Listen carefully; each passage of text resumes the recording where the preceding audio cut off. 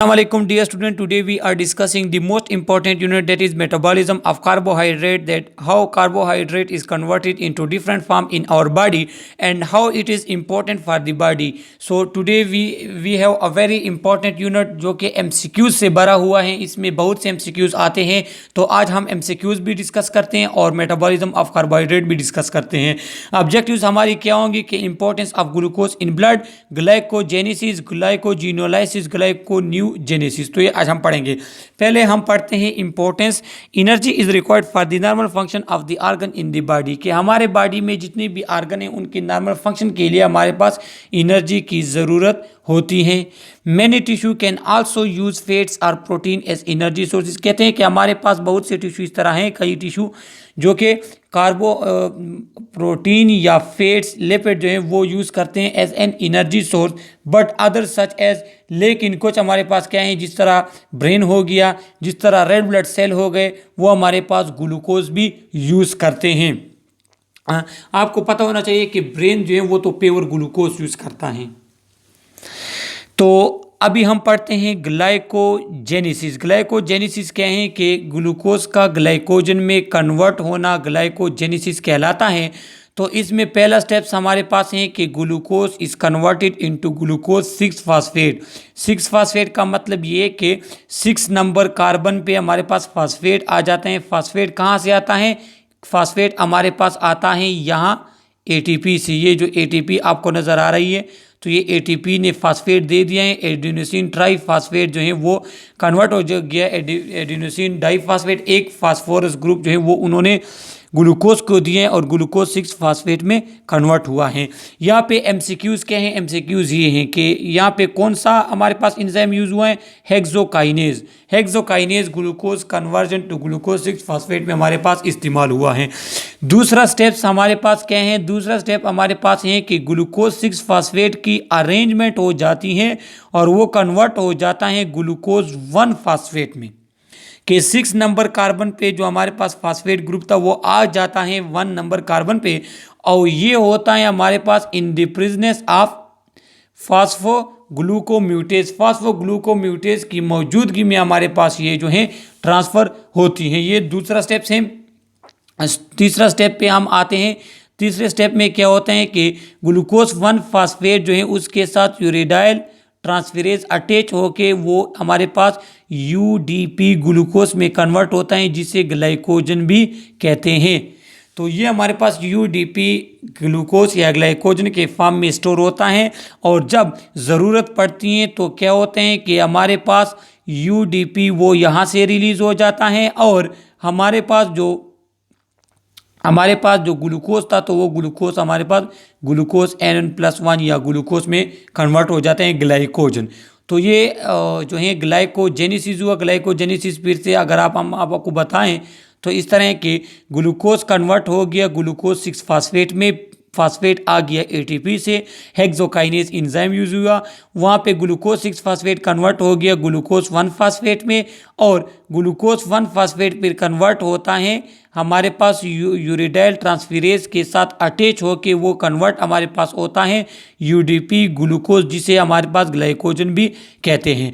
तो ग्लाइकोजन में क्या होते हैं, फिर हमारे पास UDP वापस रिलीज हो जाता है, और ग्लूकोज जो हमारे पास ग्लाइकोजन जो वो हमारे पास ग्लूकोज में कन्वर्ट हो जाते हैं, और ये हमारे पास ग्लाइकोजेनेसिस था। इसके बाद दूसरा हमारे पास प्रोसेस है वो है ग्लाइकोजिनोलाइसिस, कि ग्लाइकोजन तो हमारे पास अगर हमारे बॉडी में है तो वो किस तरह ग्लूकोज में कन्वर्ट होगा और वो हमारे पास एनर्जी किस तरह प्रोड्यूस करेगा।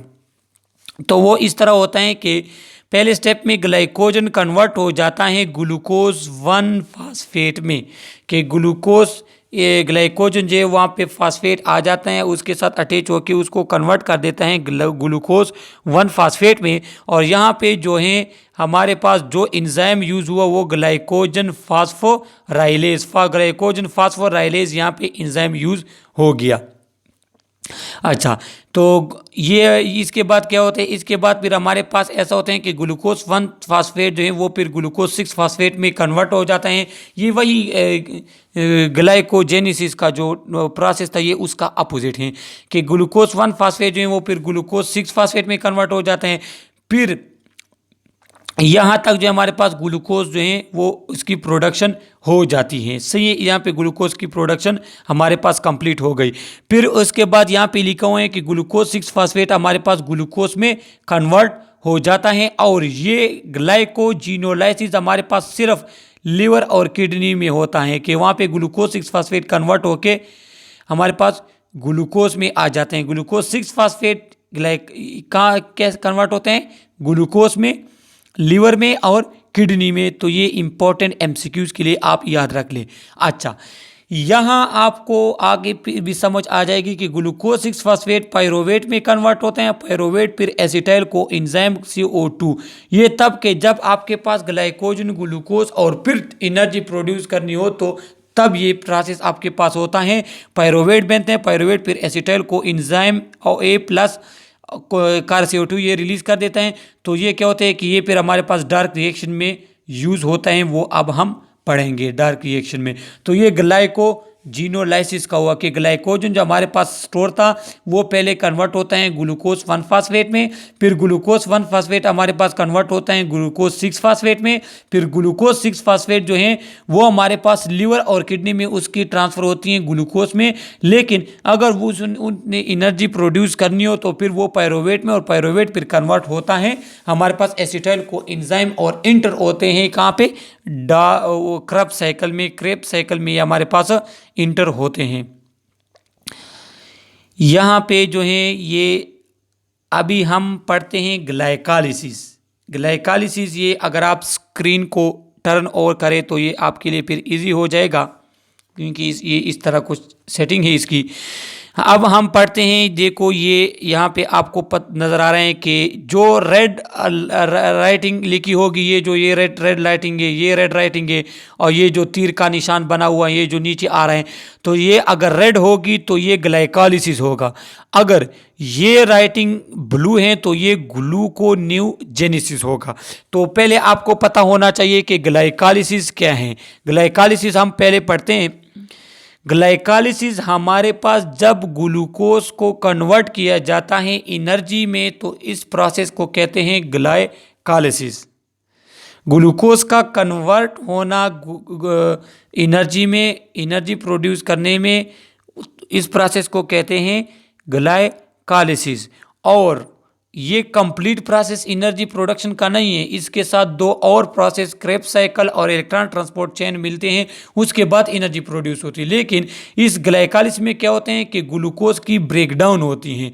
ये एनर्जी ग्लूकोज से एनर्जी प्रोडक्शन का पहला स्टेप है, इसमें हमारे पास ग्लूकोज की ब्रेकडाउन होती है। ग्लाइकोलाइसिस जो है ये हमारे पास कहाँ पे होता है, ये हमारे पास होता है साइटोप्लाज्म में। तो ये इंपॉर्टेंट एमसीक्यूज के तौर पे याद रख लें कि ग्लूकोज के ब्रेकडाउन को कहते हैं ग्लाइकोलाइसिस। ग्लाइकोलाइसिस हमारे पास होता है साइटोप्लाज्म में। अच्छा, ये ब्लू जो आपको नज़र आ रहा है यहाँ पे, ये ब्लू मैं यहाँ पे कर लूँ, ब्लू जो आपको नज़र आ रहे हैं इसको कहते हैं ग्लूकोन्यूजेनेसिस। ग्लूकोन्यूजेनेसिस क्या है कि जब हमारे पास हमारे बॉडी में किसी भी वजह से हमारे बॉडी में अगर ग्लूकोज की कमी होती है, कार्बोहाइड्रेट की कमी होती है, तो क्या होते हैं कि हमारे बॉडी के प्रोटीन और फैट्स जो कि नॉन कार्बोहाइड्रेट कंपोनेंट हमारे पास हैं वो कन्वर्ट हो जाते हैं कार्बोहाइड्रेट में और एनर्जी प्रोडक्शन में जो है वो हेल्प करते हैं। तो उस प्रोसेस को कहते हैं ग्लूकोन्यूजेनेसिस। तो अभी हम इसको स्टार्ट कर लेते हैं। मैंने आपको पहले समझा भी दिया। पहला हम जो है क्या करते हैं, पहले हम पढ़ते हैं, पहले हम ग्लाइकोलाइसिस पढ़ते हैं। ग्लाइकोलाइसिस क्या है, ग्लूकोज की ब्रेकडाउन है। तो क्या होते हैं कि ग्लूकोज कन्वर्ट हो जाते हैं ग्लूकोज 6 फास्फेट में। फास्फेट ग्रुप कहाँ से आता है, ATP से आता है। फिर ग्लूकोज 6 फास्फेट क्या होता है, अब मैं यहाँ पे आपको दिखा दूँ कि ग्लूकोज 6 फास्फेट तो कन्वर्ट हो गया किस में, ग्लूकोज 6 फास्फेट में। यहाँ पे एंजाइम यूज हुआ हेक्सोकाइनेज। ग्लूकोज 6 फास्फेट की कन्वर्जन हो जाती है फ्रक्टोज 6 फास्फेट में। ग्लूकोज से फ्रक्टोज ये आइसोमर बन गया और यहाँ पे हमारे पास जो एंजाइम यूज होते हैं वो कौन सा है, फास्फोहेक्सोन आइसोमेरेज।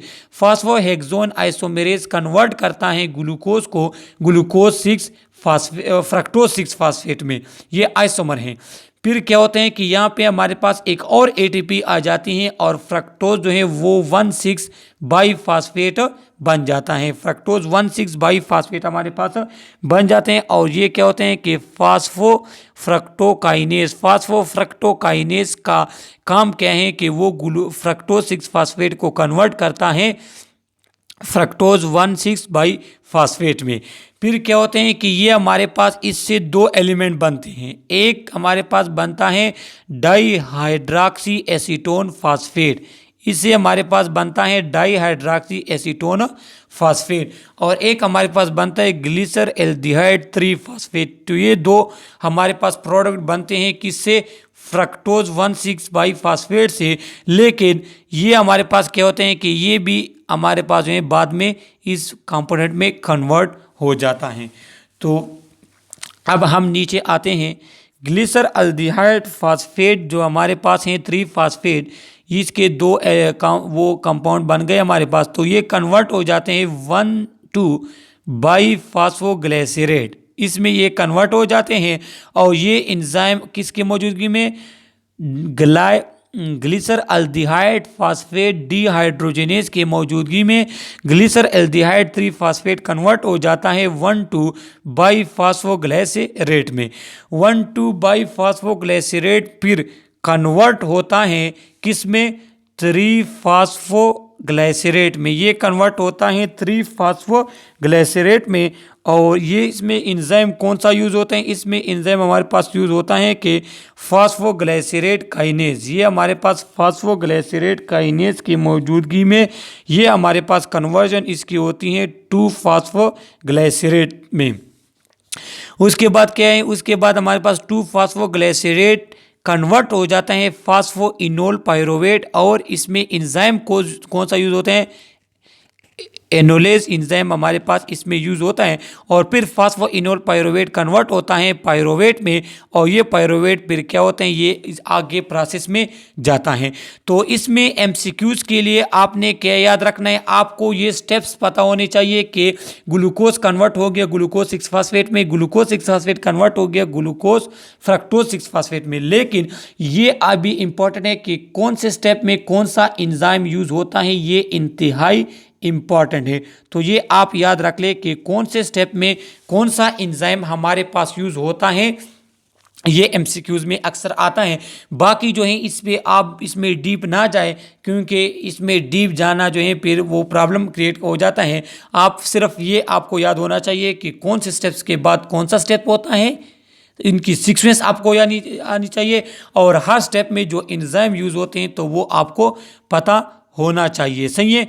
अब हम अगर यहाँ पे देख ले, अब हम पढ़ते हैं ग्लूकोन्यूजेनेसिस में। तो ग्लूकोन्यूजेनेसिस इसका रिवर्स होगा कि पायरोवेट कन्वर्ट हो जाएगा फास्फोइनोल पायरोवेट में, फिर वो फास्फो क्यों कि हमारे पास जो है फैट्स या प्रोटीन जो है वो कन्वर्ट होते हैं पायरोवेट में, फिर ये पायरोवेट आगे जाता है फास्फोइनोल पायरोवेट में, फिर फास्फोग्लिसरेट में, फिर फास्फोग्लिसरेट में 3 फास्फोग्लिसरेट, फिर उसके बाद 1,2 बाई फास्फोग्लिसरेट। इस तरह फिर आप जो है आगे आगे जाएंगे। तो ये हमारे पास ग्लूकोन्यूजेनेसिस का प्रोसेस है।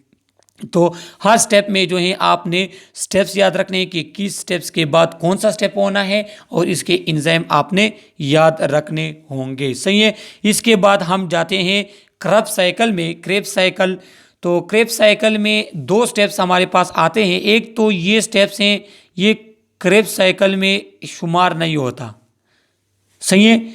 ये क्रेब्स साइकिल से पहले क्या होता है कि इसमें हमारे पास जो पायरोवेट जो कि ग्लाइकोलाइसिस से आ गया है, तो ये डायरेक्टली क्रेब्स साइकिल में नहीं जाता, बल्कि ये कन्वर्ट होता है एसिटाइल को एंजाइम में, और इसके साथ हमारे पास जो है CO2 रिलीज़ हो जाता है, NADH ये चीज़ें रिलीज़ हो जाती हैं और ये हमारे पास कन्वर्ट हो जाता है एसिटाइल को इंजाइम ए में। ये हमारे पास कन्वर्ट होता है एसिटाइल को इंजाइम ए में और फिर एसिटाइल को इंजाइम ए जो है वो हमारे पास क्रेब्स साइकिल में इंटर हो जाता है। अब क्रेब्स साइकिल आप देख ले, ये भी इंपॉर्टेंट है, इसके भी वही प्रोसेस है कि आपने स्टेप्स याद रखने होंगे कि कब क्या होता है। पहला स्टेप्स इसमें ये है कि सिट्रेट एसिटाइल को इंजाइम जो है वो सिट्रेट के साथ कंबाइन होके सिट्रेट बन जाता है। तो सिट्रेट हमारे पास एसिटाइल को इंजाइम वो एक्सलेट आयन जो कि 4 कार्बन है और एसिटाइल को इंजाइम 2 कार्बन, तो उसके साथ कंबाइन होके सिट्रेट बनाता है। सिट्रेट 6 कार्बन हमारे पास कंपाउंड है। सिट्रेट क्या होता है? सिट्रेट हमारे पास कन्वर्ट हो जाता है आइसो सिट्रेट में। आइसो सिट्रेट यहाँ पे ये इंजाइम यूज होता है, आप ये इंजाइम जो है ये ज़हन में रखें। आइसो सिट्रेट हमारे पास जो है ये इंजाइम आप याद रखें। आइसो सिट्रेट में क्या होता है कि वो कन्वर्ट हो जाते हैं अल्फा केटोगुलरेट। अल्फा केटोगुलरेट में वो कन्वर्ट हो जाता है और यहाँ पे हमारे पास रिलीज हो जाता है CO2, क्योंकि आइसोसिट्रेट जो है वो 6 कार्बन कंपाउंड है। ये 1 कार्बन, दूसरा कार्बन, तीसरा कार्बन, चौथा कार्बन, पांचवा, छठा। आइसोसिट्रेट 6 कार्बन कंपाउंड है, लेकिन अल्फा केटोगुलरेट जो हमारे पास है वो हमारे पास 5 कार्बन है, जो कि 1 कार्बन हो गया, दूसरा कार्बन, तीसरा, चौथा, पांचवा, वो 5 कार्बन है अल्फा केटोगुलरेट हमारे पास। अल्फा केटोगुलरेट कन्वर्ट होता है किसमें? सुसेनाइल को इंजाइम में और यहाँ पे एक और CO2 जो है वो रिलीज हो जाता है, क्योंकि यहाँ पे अल्फा केटोगुलरेट वो 5 कार्बन है जो कि हम पहले काउंट कर चुके हैं, 1 2 3 4 5, लेकिन ये हमारे पास क्या है? ये 4 कार्बन है, 1 2 3 4, ये हमारे पास 4 कार्बन है। तो सुसेनाइल को इंजाइम में कन्वर्ट हो जाता है। हर स्टेप्स के अपने इंजाइम्स होते हैं जो कि आप लोगों ने याद रखने होंगे। ये इंजाइम हो गया, ये इंजाइम हो गया, ये तो खैर आप लोगों ने याद रखने होंगे। सुसेनाइल को इंजाइम ए, वो सुसेनाइल को इंजाइम ए सिंथेसिस की मौजूदगी में वो कन्वर्ट हो जाते हैं हमारे पास सुसेनेट में। उसकी कन्वर्जन कहाँ पे होती है? उसकी कन्वर्जन होती है सुसेनेट में और ये हमारे पास 4 कार्बन कंपाउंड है, इसकी कन्वर्जन इसमें होती है। तो यहाँ पे जो है सुसेनाइल को इंजाइम भी 4 कार्बन था, ये भी 4 कार्बन है। इसके बाद क्या होते हैं कि ये कन्वर्ट होता है फ्यूमेरेट में, लेकिन यहाँ पे आप देख सकते हैं कि क्या होते हैं कि H2 हमारे पास रिलीज हो गया। तो H2 किस तरह रिलीज हो गया यहाँ आप देख लीजिए। ये मैं आपको इस दिखाऊं कि देखो, इसके साथ कार्बन के साथ जो 2 हाइड्रोजन थे तो वो अभी एक हैं, और यहाँ पे भी देख लीजिए दूसरा हमारे पास इसके साथ भी जो हाइड्रोजन थे तो अब यहाँ पे एक हैं। तो ये एक इससे और एक इससे और एक ऊपर वाले से रिलीज, ये हमारे पास 2 H2 जो है वो रिलीज होते हैं। तो MCQs इस तरह भी आता है कि H2 कब रिलीज होता है? तो H2 सुसेनेट और फ्यूमेरेट के दरमियान हमारे पास H2 मॉलिक्यूल जो है वो रिलीज करता है क्रेब्स साइकिल। फ्यूमेरेट हमारे पास कन्वर्ट होता है मिलेट में, लेकिन यहाँ पे वाटर यूज होता है। इंतहाई इंपॉर्टेंट है, अक्सर MCQs में आगे आ भी चुका है कि क्रेब्स साइकिल में वाटर कब यूज होते हैं? कि जब फ्यूमेरेट कन्वर्ट होता है मिलेट में। और आपको यहाँ पे मैं दिखा भी दूं कि आपको कैसे पता चलेगा कि वाटर ऐड हो गए हैं। देखो, इन दोनों में डिफरेंस आपको नजर आता होगा कि यहाँ पे हमारे पास कितने ऑक्सीजन हैं? 1 2 3 4 4 ऑक्सीजन है, लेकिन ऊपर वाले में अगर आप देख ले तो यहाँ पे ऑक्सीजन कितने हो गए? 1 2 3 4 5। तो ये हमारे पास क्या हो गया? ये हमारे पास जो है वाटर मॉलिक्यूल ऐड हो गया। तो क्रेब्स साइकिल में वाटर मॉलिक्यूल कब ऐड होते हैं? फ्यूमेरेट और मिलेट के दरमियान हमारे पास जो है वाटर ऐड होता है। फिर क्या होते हैं? मिलेट कन्वर्ट हो जाता है ऑक्सलेट आयन में और ऑक्सलेट जो है फिर वो वापस रिसाइकल होते हैं। तो इस तरह ये क्रेब्स साइकिल जो है हमारे पास कंप्लीट हो जाता है। यहाँ पे मैं आपको एक दफ़ा फिर जो है उसको बता दूँ आप लोगों को कि हमारे पास क्या होता है कि हमारे पास पायरोवेट आ जाता है, ऊपर आधे पायरोवेट आ जाते हैं ग्लाइकोलाइसिस से, वो कन्वर्ट हो जाते हैं एसिटाइल को इंजाइम ए और वो acetyl coenzyme A 2 carbon compound है, वो ऑक्सलेट जो कि ऑलरेडी हमारे पास होता है उसके साथ मिलके 6 कार्बन कंपाउंड सिट्रेट बनाता है। सिट्रेट हमारे पास कन्वर्ट हो जाते हैं आइसोसिट्रेट में। आइसोसिट्रेट एक कार्बन डाइऑक्साइड रिलीज करके अल्फा कैटेगोलेट में कन्वर्ट हो जाता है। अल्फा कैटेगोलेट 5 कार्बन कंपाउंड है, वो CO2 रिलीज करके सुसेनाइल को एंजाइम ए में कन्वर्ट होता है। सुसेनाइल को एंजाइम ए वो भी हमारे पास 4 कार्बन कंपाउंड वो किस में कन्वर्ट होते हैं, सुसेनेट में। और सुसेनेट जो है या सुसेनेट जो भी आप कहें वो हमारे पास H2 रिलीज करके कन्वर्ट होता है फ्यूमेरेट में। फ्यूमेरेट कन्वर्ट होता है मिलेट में, मिलेट कन्वर्ट होते हैं फिर ऑक्सैलिक एसीटेट में।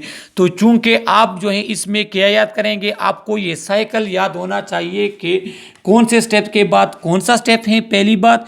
दूसरी बात आपको ये याद होनी चाहिए कि हमारे पास कौन कौन से एंजाइम यूज होते हैं। ये सिट्रेट सिंथेसिस, एकोनाइटेज, हमारे पास आइसोसिट्रेट डिहाइड्रोजनेज, ये हमारे पास जो एंजाइम यूज होते हैं ये एंजाइम आपको याद होने चाहिए। और तीसरी बात इसमें ये है कि आपको ये भी पता होना चाहिए कि देखो इस स्टेप में हमारे पास CO2 रिलीज होता है, इसके बाद फिर इस स्टेप में हमारे पास CO2 रिलीज होता है, फिर इस स्टेप में हमारे पास H2 रिलीज होता है, फिर इस स्टेप में हमारे पास जो है वाटर जो है वो यूज होता है। तो ये आपको पता होना चाहिए कि किस स्टेप में हमारे पास NADH2 यूज हो गया, रिलीज हो गया, CO2 रिलीज होता है किस स्टेप में, H2O किस स्टेप में ऐड होता है और H2 किस स्टेप में ऐड होता है या रिलीज होता है। तो ये आप MCQs के तौर पे जो है याद रखेंगे, इंतहाई इंपॉर्टेंट यूनिट हैं, सो लिहाजा आप इसको अच्छे तरीके से पढ़ें। ये चूंकि मुश्किल लेक्चर था, मैंने मुझे से जितना हो सकता था मैंने इसको इजी बनाया। इसके बावजूद भी अगर आप लोगों को कोई क्वेश्चन वगैरह हो, कहाँ पे आपको समझना है, तो थ्रू कमेंट आप हमसे पूछ सकते हैं। Okay, thank you.